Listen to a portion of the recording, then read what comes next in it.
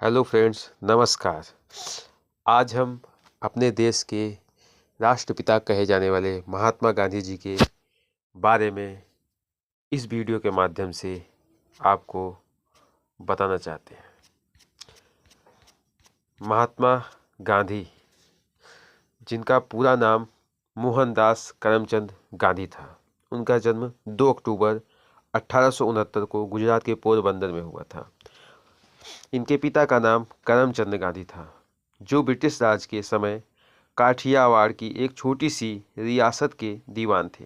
महात्मा गांधी का विवाह महज 13 साल की उम्र में कस्तूरबा गांधी के साथ हो गया था। महात्मा गांधी भारतीय इतिहास के ऐसे व्यक्ति हैं जिन्होंने देश हित के लिए अंतिम सांस तक लड़ाई लड़ी। वह आज़ादी के आंदोलन में एक ऐसे नेता थे जिन्होंने अहिंसा के मार्ग पर चलते हुए अंग्रेजी शासकों के नाक में दम कर दिया था। महात्मा गांधी को राष्ट्रपिता के नाम से भी संबोधित किया जाता है। जैसा कि हमने वीडियो के स्टार्ट में ही बताया, महात्मा गांधी को राष्ट्रपिता के नाम से भी संबोधित किया जाता है। उनकी सत्य और अहिंसा की विचारधारा से मार्टिन लूथर किंग और नेल्सन मंडेला भी काफ़ी प्रभावित थे। महात्मा गांधी ने अफ्रीका में भी लगातार 21 वर्षों तक अन्याय और नस्ली भेद के खिलाफ अहिंसक रूप से संघर्ष किया, जो अंग्रेजों को अफ्रीका में ही नहीं बल्कि भारत में भी महंगा पड़ा।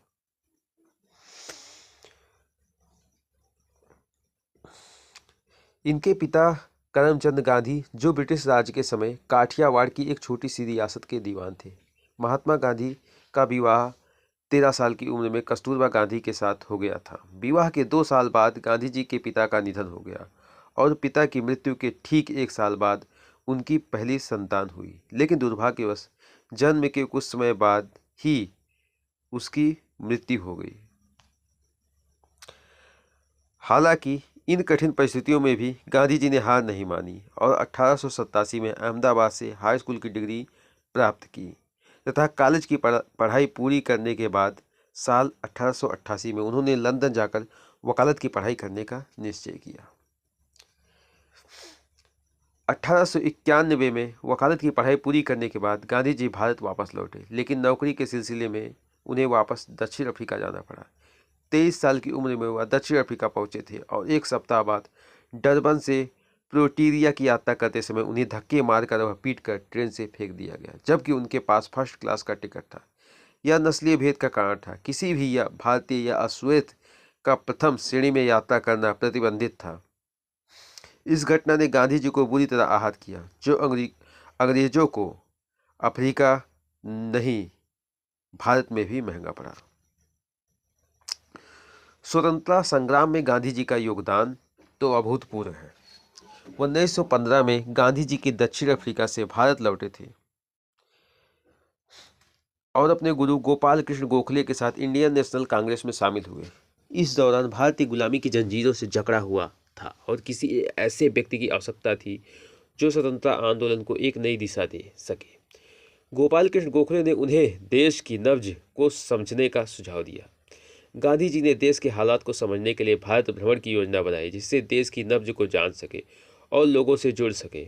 उन्होंने असहयोग आंदोलन, सविनय अवज्ञा आंदोलन, भारत छोड़ो आंदोलन का भी नेतृत्व किया। देश की स्वतंत्रता में गांधी जी के योगदान को शब्दों में नहीं मापा जा सकता।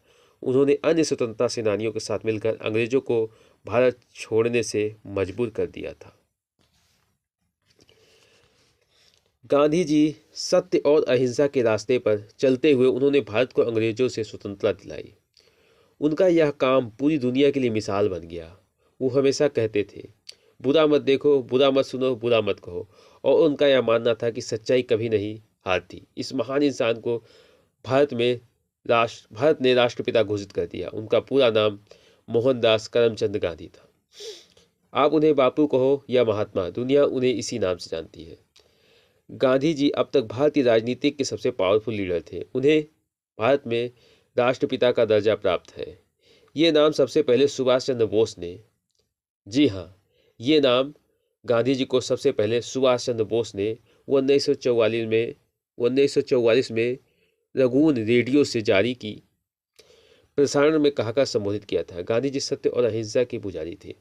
सफ़ेद धोती, चश्मा और हाथ में लाठी लिए गांधी ने देश को आज़ादी दिलाई, अंग्रेजों की गुलामी से आज़ाद कराया।